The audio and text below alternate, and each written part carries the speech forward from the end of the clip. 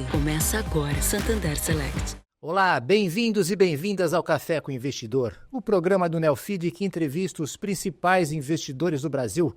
O meu convidado de hoje é Fred Olesnick. Ele é cofundador e CEO da Trígono, uma gestora que tem aproximadamente 3 bilhões de reais sob gestão.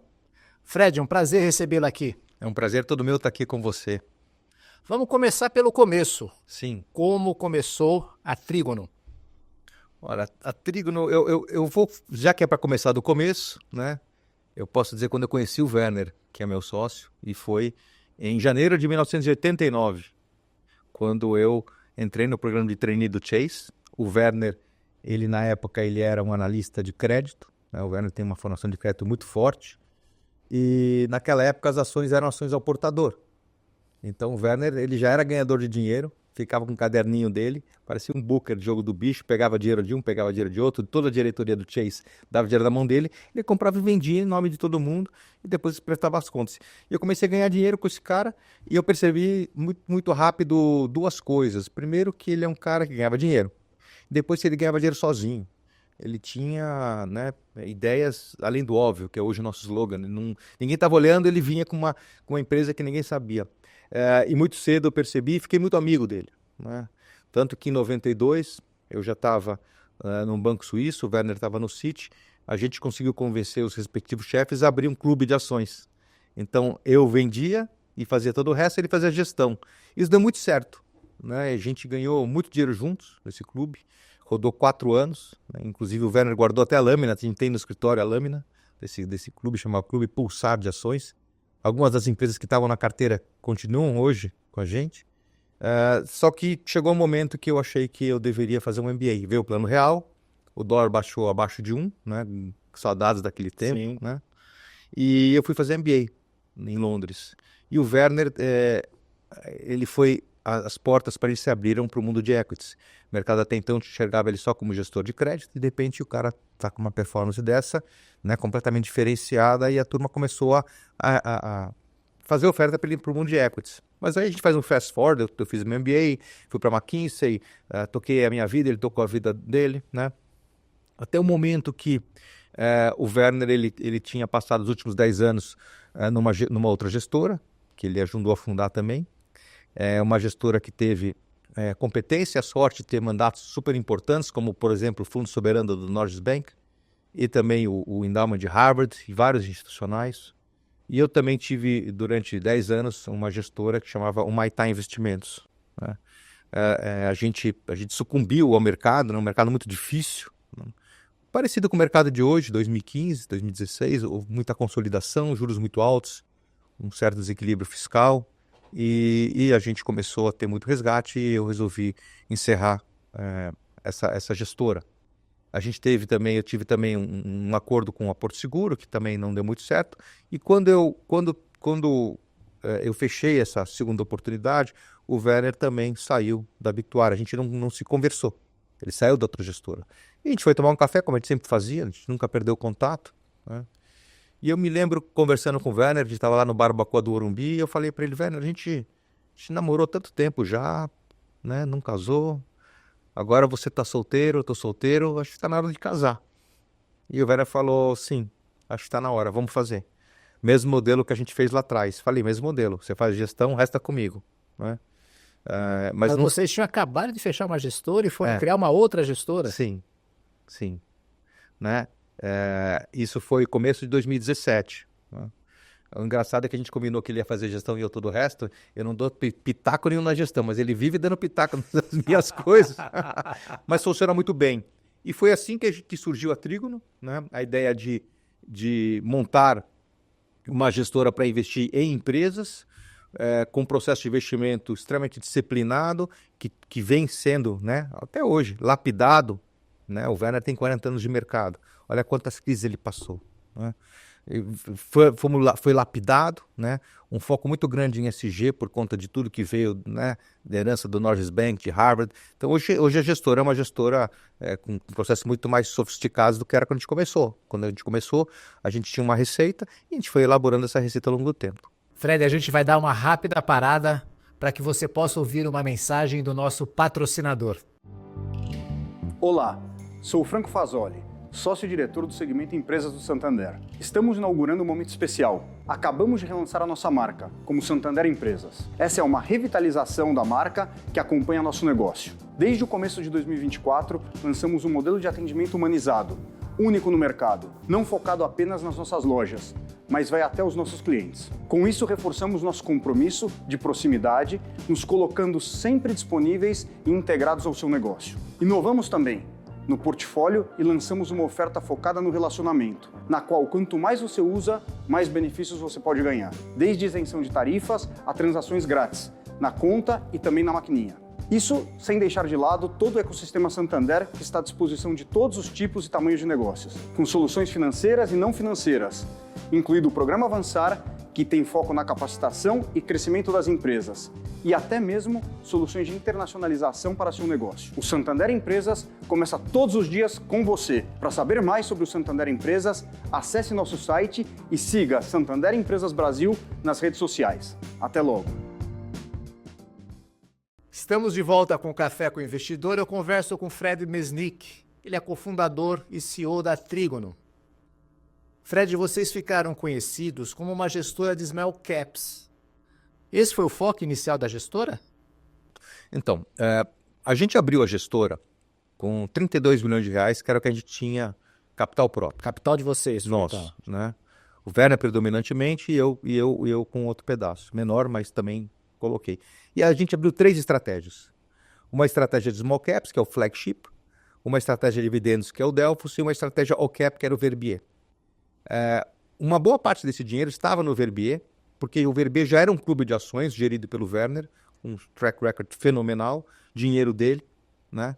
Praticamente dele e da família. A gente transformou aquilo em fundo. Eu comprei a minha participação nesse fundo com o Werner. A primeira vez que a gente ganhou dinheiro na Trígono, o Werner falou, lembra daquele clube? Então, pois é. Então, vale tanto, sua parte é tanto. Paguei para ele, justo, né? E a gente deixou esse negócio bem alinhado. Então, a gente queria ter a oportunidade de entrar no mercado institucional depois de 3 anos com 3 estratégias. A gente sabia que, apesar do track record que o Werner tinha, né, e apesar do track record que eu tinha, o mercado ia dar um control alt del nisso porque queria ver a gente junto, como é que funcionaria os dois juntos. Então eu não ia conseguir vender nenhum tipo de produto para institucional, começando pelo varejo. Para nossa sorte, né, o mundo mudou muito, né, de 2015 para 2018, houve uma grande revolução digital, né, no mercado financeiro. Então era muito mais fácil abrir conta, fazer parcerias. Nosso primeiro grande parceiro foi o BTG Pactual, que acreditou muito na gente, abriu as portas, e a gente foi crescendo com essas 3 estratégias. Claramente, fundos de equities, né? E por que a gente começou por isso?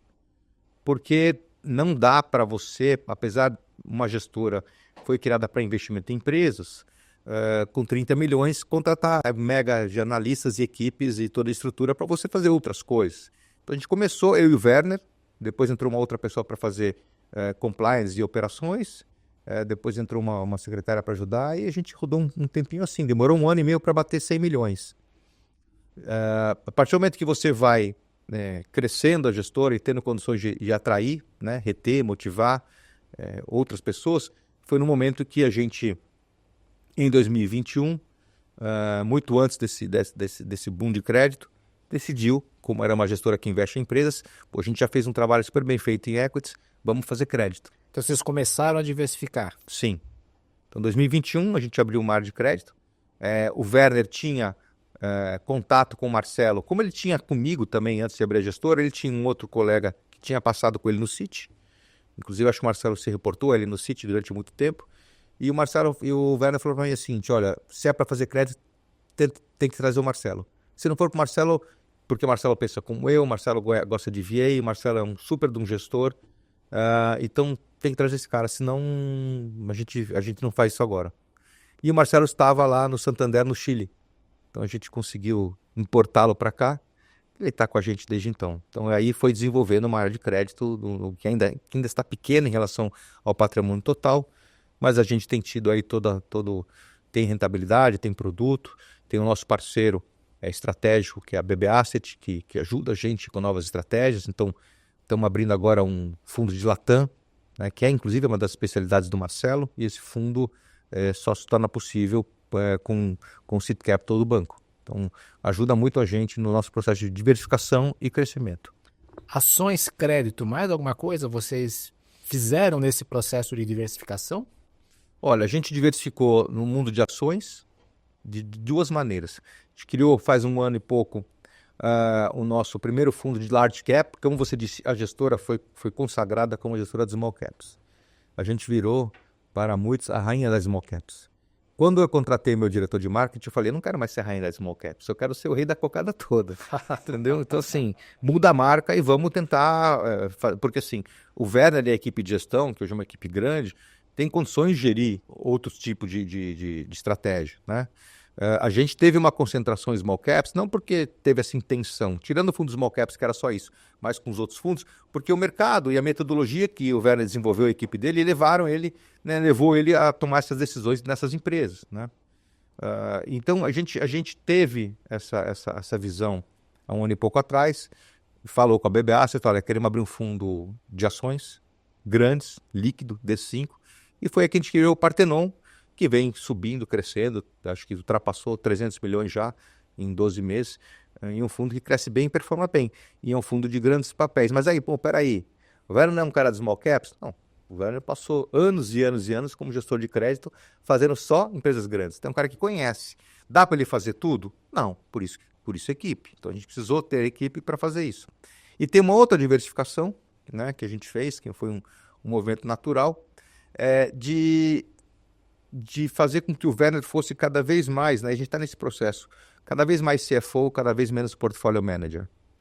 Você não tem como crescer uma gestora se você não tem sucessão, se você não tem descentralização e se você não tem ideias diferentes da sua ou de alguma maneira algum tipo de colegiado para debater as melhores ideias. Então a gente foi andando nessa direção. E com essa cabeça, né, um dos nossos primeiros analistas, está com a gente há 6 anos, o Yuzo, um belo dia ele estava lá na hora do almoço, isso em 2019, tradando ações, né? Naquela época a nossa política de investimento pessoal permitia, desde que passasse pelo compliance, então ele não estava fazendo nada de errado, mas ele estava fazendo trade com o dinheiro dele. Hoje os colaboradores da Trigno estão proibidos de investir em ações de crédito privado direto, não pode. Por razões óbvias.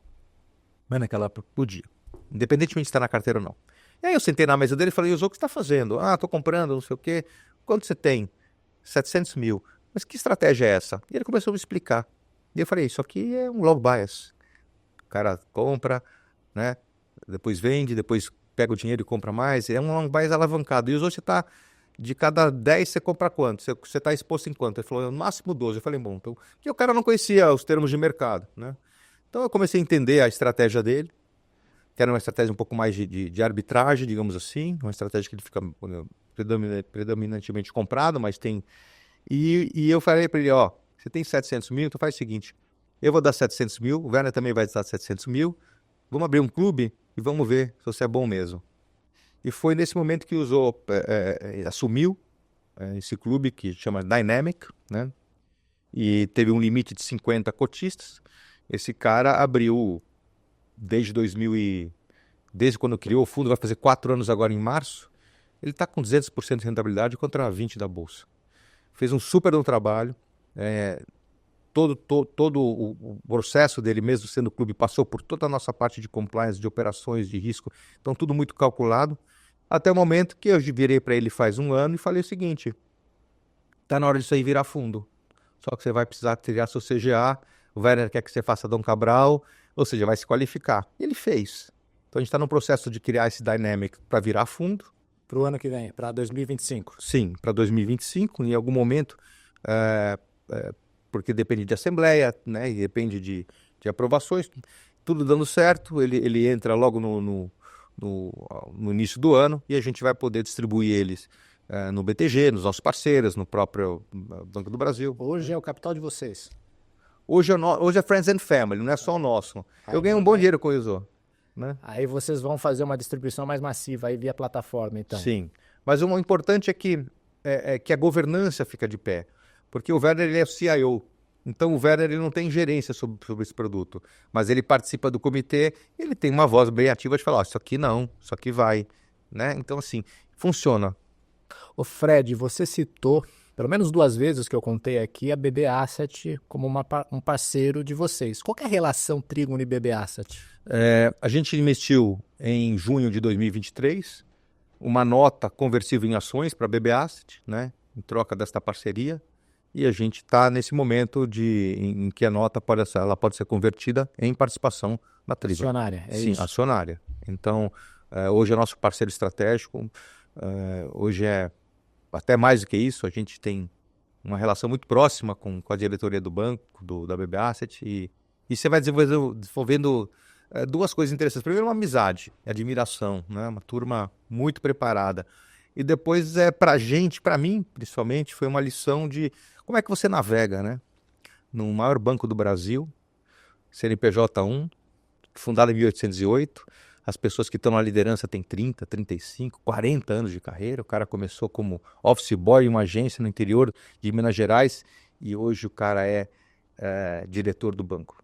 Como é que você navega e tira o melhor dessa parceria num banco que tem regra, que tem governança, que tem descentralização de decisões, né? Tem comitê para vários. Então eu fui aprendendo a navegar nisso aí. Então para a gente tem sido uma parceria bastante educadora e a gente se orgulha muito, né? A BB Asset, ela na época contratou o UBS para escolher uma gestora para fazer essa parceria com eles, né? E eles olharam, eles tinham alguns critérios, né? Não sei exatamente quais são, mas chegaram num universo de 165 gestoras para chegar na gente. Então a gente foi. Mas como que é essa parceria? No que eles ajudam vocês? Olha, eles ajudam em muita coisa, né? Então assim, a gente tem, primeiro, uma troca de ideias muito grande, então para a gente é bom, para eles é bom. Então a gente tem esses comitês de investimento conjuntos, tanto de crédito como de renda variável. Nosso time senta com o time deles, né? Não só para eles saberem as nossas posições, para entender nossas teses, como também para aprender com a gente também aprende muito com eles. Então tem esse lado de troca, né?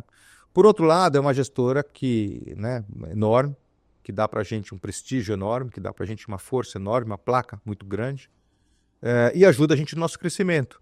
A gente tem avenidas de crescimento que a gente combina, que é fazendo sentido para eles, né? Passando nas devidas diligências, eles apoiam, dão dinheiro. Ajudam na captação, então? Claro que ajudam, sim. Porque o banco, né? O BB Asset tem alguns canais, né? E isso eu aprendi também, né? E todos os canais, eles são canais que dependem do cliente, né? Então você tem um canal de RPPS. Eles são o maior distribuidor de RPPS do país. Eles têm 50 agências de governo pelo Brasil todo, né? É o líder. Mas a decisão de alocação, numa Trígono, passa pelo Comitê de Investimento do RPPS. O Brasil não tem influência. A placa ajuda, mas tem que convencer o cara lá.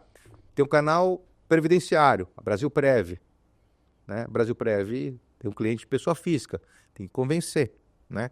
Então, e para cada canal você tem o canal do varejo, alto varejo, baixo varejo, você tem o estilo, você tem o private, tem super private, né? Tem a BB Asset, que é o canal da gestora. Então, assim, como é que a gente capta? Eu preciso ter um bom produto, preciso ter performance e preciso fazer o trabalho de formiguinha para acessar, né, esses canais. E cada canal tem uma maneira de acessar. Às vezes uma maneira direta, às vezes uma maneira indireta. Por exemplo, eu não tenho como acessar o canal estilo do Banco Brasil, nem o varejo. Não tenho como pegar minha malinha, minha pastinha e ficar visitando 6 mil agências pelo Brasil. Então tem todo um trabalho estratégico que a gente faz junto, né? E é um pouco da filosofia. Se você tem um produto que é bom para o meu cliente, entrega resultado, a gente vai ajudar você. Ajudou vocês a dar um salto do quanto vocês têm sobre gestão? Antes da parceria, quanto vocês tinham? Hoje vocês têm 3 bilhões de reais. A gente ajudou muito, porque ajudou. A gente quando fechou a parceria estava com 2,5 bi, tá? Mas a gente está um pouco menor do que a gente estava no começo do ano. Foi um ano muito difícil, né? Principalmente para os nossos fundos de ação, que a gente pode comentar um pouco aqui. né? E importa o que a gente está vendo para frente. E o banco, por isso, é fundamental. Fundamental pela captação e fundamental pela possibilidade da gente diversificar. Criaram uma gestora para 2025 que eu chamo de all-weather. Uma gestora para qualquer tempo. Nublado, com neve, com sol. A gente vai ter sempre um bom produto de excelente para entregar para o cliente, não só do banco, como cliente dos nossos parceiros, e que, independentemente do nível do horizonte de investimento, que seja vendável naquele momento. E foi isso que o banco ajudou a gente a fazer, tem ajudado. Me fala então, Fred, um pouquinho disso que você comentou agora dessa gestora all-weather. Se a gente olhar o cenário de 2025, não é um cenário muito favorável para a renda variável. O juro está em 12,25%. O Banco Central já sinalizou que vai subir mais um ponto percentual, vai passar de 14%. E o mercado fala que talvez possa ir até mais. Qual que é o cenário de renda variável de ações em 2025? O cenário, imagina que você está descendo uma serra com neblina, com seu fusquinha lá. A última coisa que você vai fazer é botar farol alto, senão você não vai enxergar nada. Então o mercado está com esse farol baixo, olhando no curto prazo. O ano que vem é mês a mês, né? Então, assim, a gente tem duas possibilidades do ano que vem, né? Ou o governo arruma a casa, no sentido fiscal, cria uma percepção e, de fato, um endereçamento desse rombo fiscal que a gente está vendo praticamente todos os dias, né? E eu acho que o governo tem toda a competência para fazer isso. Então, eu acho que o governo entende isso aí, né? Fazendo isso, naturalmente as curvas longas caem, né? E você tem um fluxo enorme para renda variável. E é uma estilingada muito grande, né? Porque o mercado está muito depreciado. Não tem economia que consiga sobreviver com juro real de 8%. Esse é um caminho por 2025.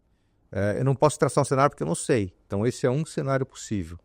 O outro cenário é a gente continua não endereçando a questão fiscal, né? O governo continua mandando propostas que realmente não solucionam, né? O mercado não gosta de ser enganado, ou o mercado não se dobra se o número não fecha.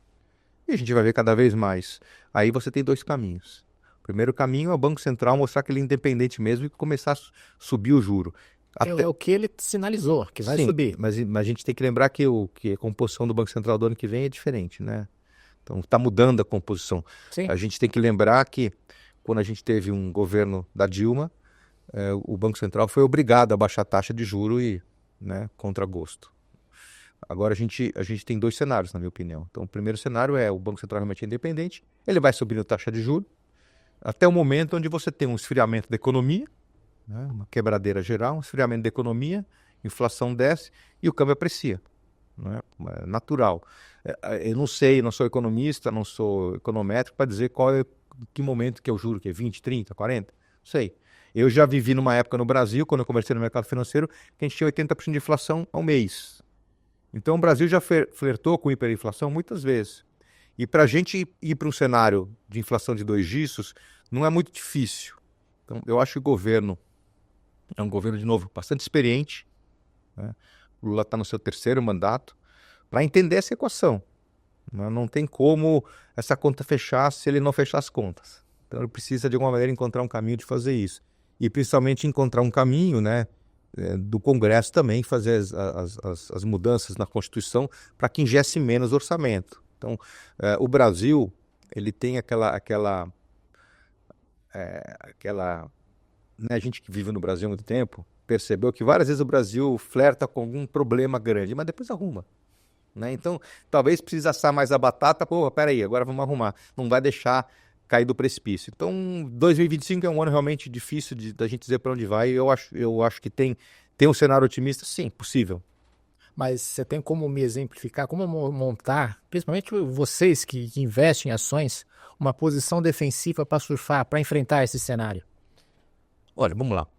No momento que você não tem certeza, se você não tem certeza de nada, se você está olhando um ano só, a melhor coisa é não tomar risco.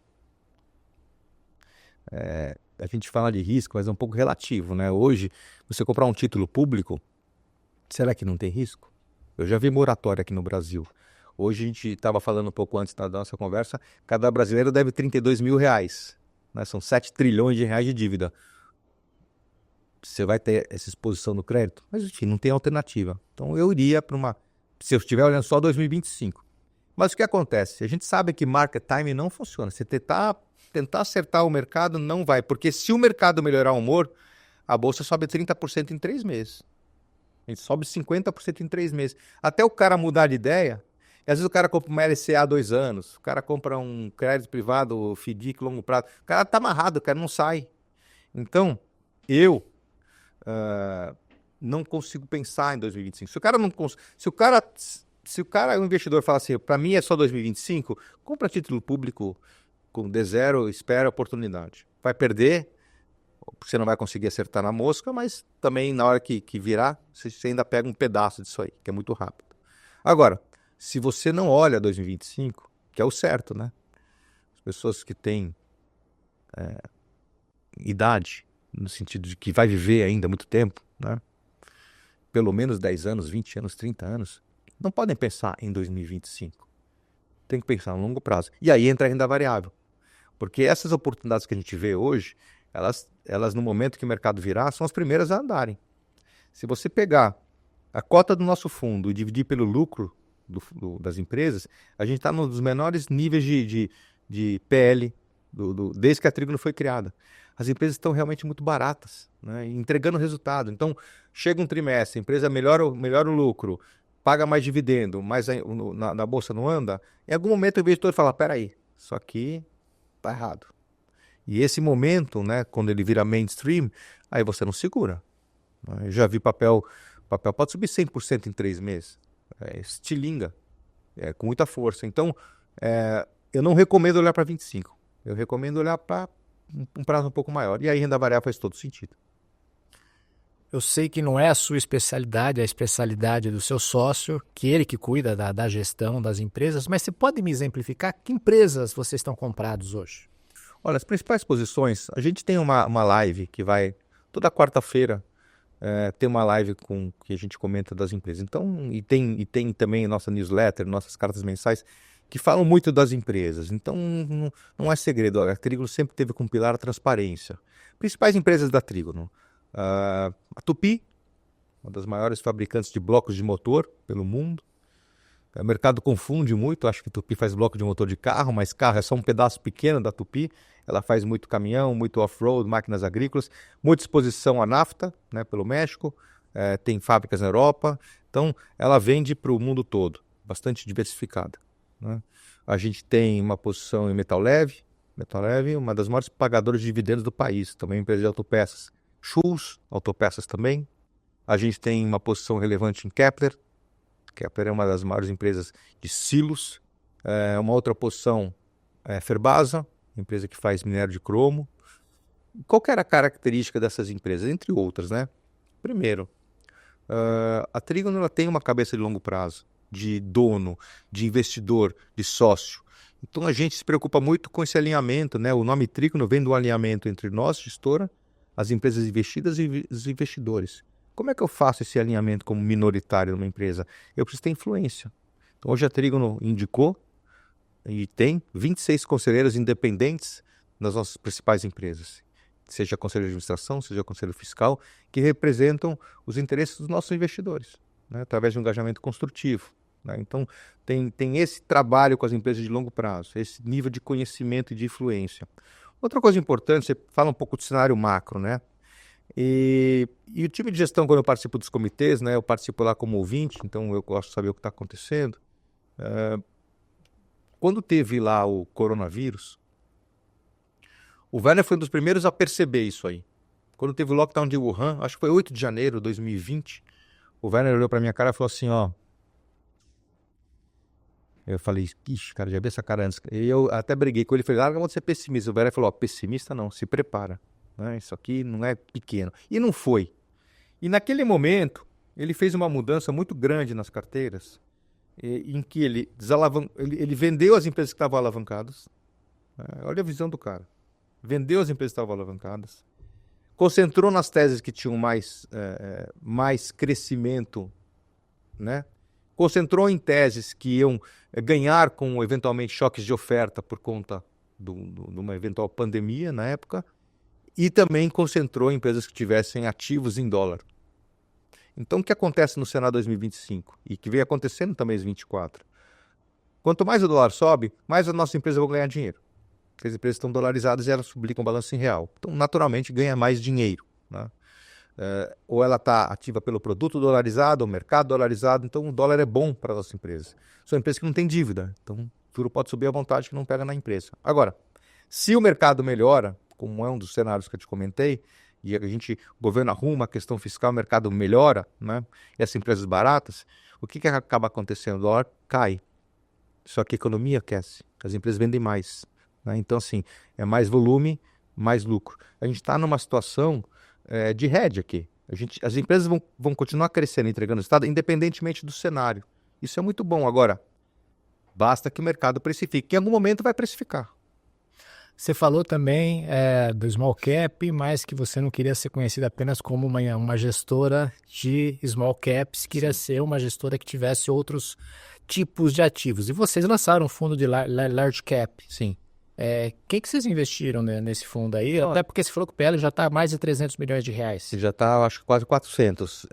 O Parthenon, inclusive a gente fez uma última live quarta-feira sobre o Parthenon, né? Fizemos explicando o produto, completou pouco mais de um ano, então a gente pôde falar dos resultados. E a gente investe em empresas grandes. É um fundo que tem a liquidez em 5 dias. Então, o que a gente tem lá? Por exemplo, Embraer. Inclusive, o CFO da Embraer foi na gestora e fez uma live com a gente, comentando a tese de investimento. Tem Embraer, tem Banco Brasil, tem BB Seguridade, tem CEMIG, tem Gerdau, tem empresas grandes. Mas a tese é a mesma no sentido? Empresas dolarizadas, pouco alavancadas, aí muda um pouco? Não muda um pouco, porque assim, o que muda é que o fundo, como todos os nossos fundos, são fundos agnósticos. Então não é porque o fundo ele tem o que bateu o índice Bovespa, nesse caso, que ele precisa ter alguma exposição ao índice Bovespa. O fundo, por exemplo, não tem nada de Vale, não tem Itaú, não tem Ambev. Então ele se torna o fundo mais ativo da Bolsa, do mercado brasileiro, de empresas grandes. Porque não estou preocupado com esse tracking error, não estou preocupado com... Então, o que vale é o fundamento. Então, você acaba tendo aí empresas, como eu acabei de falar, Embraer, né, a Gerdau, são empresas que são dolarizadas, né? Sim, Gerdau tem uma operação muito grande fora. Agora, você pega Banco do Brasil, é dolarizado? Não, mas também é um super banco, PL super baixo, um ROIC impressionante, e é um banco que está, na nossa visão... vale muito mais do que está na Bolsa, então não tem alavancagem. Então, assim, eu não acho que a gente pode, apesar de não ser uma casa macro, enxergar um cenário diferente de um fundo para o outro, porque o cenário vale para todos os fundos. Não faz sentido a gente colocar no Parthenon uma empresa alavancada, porque sabe que vai... não é porque ela... não é porque o mercado fala, essa empresa é alavancada, o Banco Central vai subir juros, então eu vou bater na empresa. Não, porque claramente ela não vai entregar o resultado. A despesa financeira dela vai comer todo o lucro, nesse ritmo que a gente vê dia a dia. Então, assim, eu estou preocupado com o lucro da empresa, não com o que o mercado vai achar. A gente falou de diversificação de classes de ativos. Sim. E do passivo? Também houve uma diversificação? Você falou que começou com o seu dinheiro e o dinheiro do seu sócio. Houve. Hoje são 3 bilhões de reais, mas como está esse passivo? Olha... Quando a gente chegou a ter 150 mil investidores na gestora. Por quê? Porque desde o começo a gente queria ter uma gestora que entregasse produtos sofisticados, com consistência e rentabilidade e que fosse democrático, qualquer um pudesse investir. Por isso que o mínimo sempre foi R$50. Eu não tenho custo nenhum de abrir conta digital. A gente não sabe nem quem é o cliente. Vai lá, o cara abre conta no BTG Digital e aplica na gente. O meu trabalho foi colocar a gente na vitrine. Então, chegou uma época na gestora onde 90% do nosso passivo era a plataforma digital, com 150 mil cotistas. Tinha uma concentração enorme. Mas era uma concentração que ela tinha o nosso primeiro parceiro, o BTG, mas também tinha outros parceiros, XP, Necton, C6 e assim por diante. Quando veio a crise, né, E a gente, se a gente pensar bem, né, em 2020, né, o mercado teve a crise do coronavírus, a bolsa despencou, foi aquele V, né, e voltou. Sim. Né? A gente fechou 2020 positivo em todos os nossos fundos, tá? Apesar de ter caído mais ou menos para e passo com os índices. Mas a gente chegou em 2021, colheu muitos frutos das nossas escolhas e os fundos abriram muito em relação aos índices. Mas se você pensar bem, desde 2021, né, para cá, o mercado não está bom. Né? Isso depende de governo, não está bom. Ou porque tem guerra na Rússia, ou no Oriente Médio, ou incerteza fora do Brasil, certeza no Brasil, enfim. Mesmo juros caindo no Brasil, que foi recentemente, a bolsa não subiu. O mercado não está bom há muito tempo. Né? Então, quando você tem investidores, 150 mil investidores, ou quase 90% da sua base vem do digital, né? E muita gente aplicando 50, 100, 150 reais, ele é o primeiro a entrar, o primeiro a sair. É o famoso, para quem conhece contabilidade, o FIFO, o First In, First Out. Porque você tem várias maneiras de contabilizar um estoque. O FIFO, First In, First Out, e o LIFO, Last In, First Out. No caso do mercado financeiro, é a mesma coisa. Né? Que o mercado institucional é o LIFO, é o Last In, é o último que entra, é o primeiro que sai. Mas no varejo, é o primeiro que entra e o primeiro que sai. Então, a gente começou a ter muito resgate de digital. Hoje a gestora tem 60 mil clientes. Então, estamos falando em uma perda de 80 mil clientes, praticamente 90. Mas tudo cliente pequenininho. Mas o que aconteceu também, lado bom, né? Além da parceria com a BB Asset, né? A gente tem um rating de gestão muito alto pela Moody's, MQ2. A gente ganhou muito prêmio, Morningstar, Citywire, e foi ganhando reconhecimento. E foi criando histórico. E foi arrumando a casa conforme a gente foi crescendo, né? Ao arrumar a casa, né, não vou dizer que estava desarrumado, eu acho que sofisticar a casa, a gente, e ao ter um track record maior de 3 anos, a gente começou a acessar o mercado institucional, seja RPPS, seja fundos de pensão. A gente está fechando agora, no final do ano, 3 grandes fundos de pensão que fecharam, ganham um mandato. O processo demorou 6 meses. Né? A gente não pode comentar os nomes, mas eu não sei se eu poderia comentar, mas prefiro não falar. São 3 fundos grandes que estão fechando com a gente fundos exclusivos aí até o final do ano.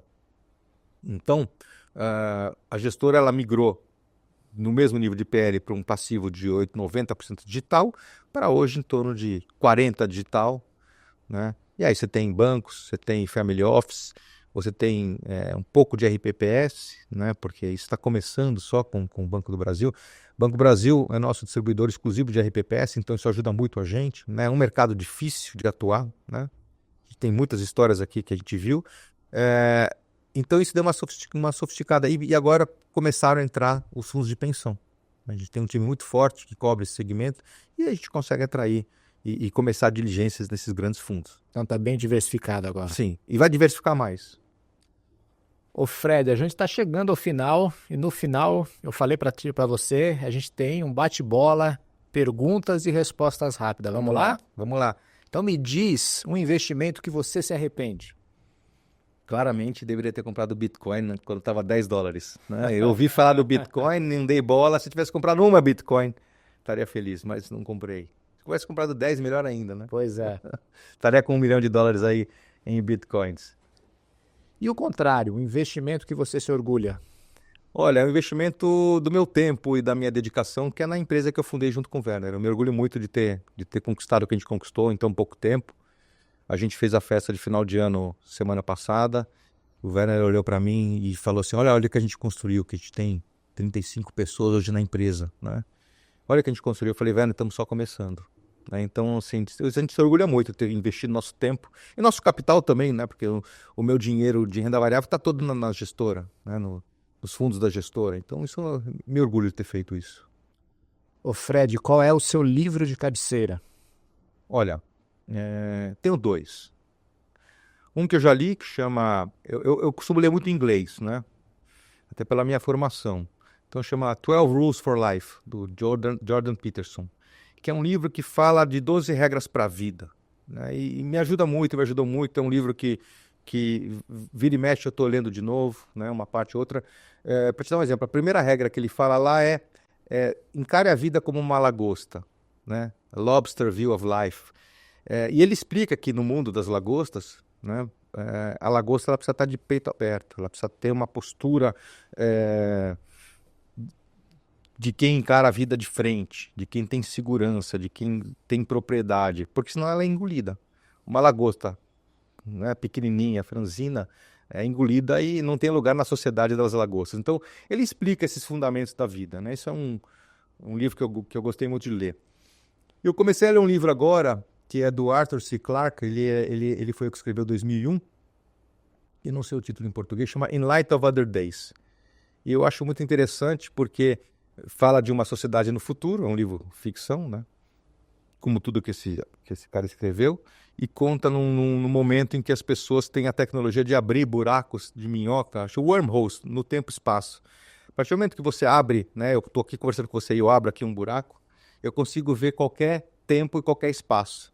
Então, a partir do momento que você passa isso para a sociedade, né, vira uma tecnologia domínio público, todo mundo tem acesso à vida de todo mundo. Você acaba a privacidade, acaba roubo, acaba a traição, acaba tudo, né? Então, e um livro muito interessante de se ler nesse momento que a gente está vendo essa revolução de inteligência artificial e todo mundo consegue ter acesso a tudo. Vamos ver para onde vai dar isso aí. Pois é. E Fred, todo mundo tem uma frase ou um mantra que leva para a vida. Qual é a sua? Você me permite falar inglês de novo? Vamos lá. Olha, tem uma frase que, inclusive, quando eu me formei, eu estudei no colégio americano, na escola graduada, e a gente tinha nossa página do Senior Page, e tinha que colocar uma frase. E eu coloquei essa frase aqui, que diz o seguinte: Life is the mirror image of king and slave. A vida é uma imagem, uma reflexão entre o rei e o escravo. It is what you do and are. Ele é o que você é e o que você faz. So give the world the best you have. Então dê o melhor para o mundo and the best will come back to you. E o melhor volta para você. Então, eu sempre pensei dessa maneira. A gente precisa ter uma postura positiva. Acho que todo mundo tem problemas, todo mundo tem desafios na vida. Mas essa vibração positiva, essa vibração generosa, ela reverbera no universo. E de certa maneira a vida te presenteia como sempre me presenteou até o momento. Fred, foi um prazer aqui conhecer um pouquinho da história da Trígono e conhecer mais as teses de vocês. Muito obrigado, é um prazer te conhecer e parabéns pelo programa. Esse Café com o Investidor é um sucesso e a gente vai assistir com carinho. Valeu, Fred. Obrigado. Este foi o Café com o Investidor. Eu conversei com Fred Mesnick. Ele é cofundador e CEO da Trígono. Você pode assistir esse programa nas páginas do Neofeed, neofeed.com.br, ou na nossa página no YouTube. Agora, se você prefere ouvir, escolhe aí o seu tocador preferido de podcast, segue a gente e espalhe a palavra. Obrigado e até o próximo episódio.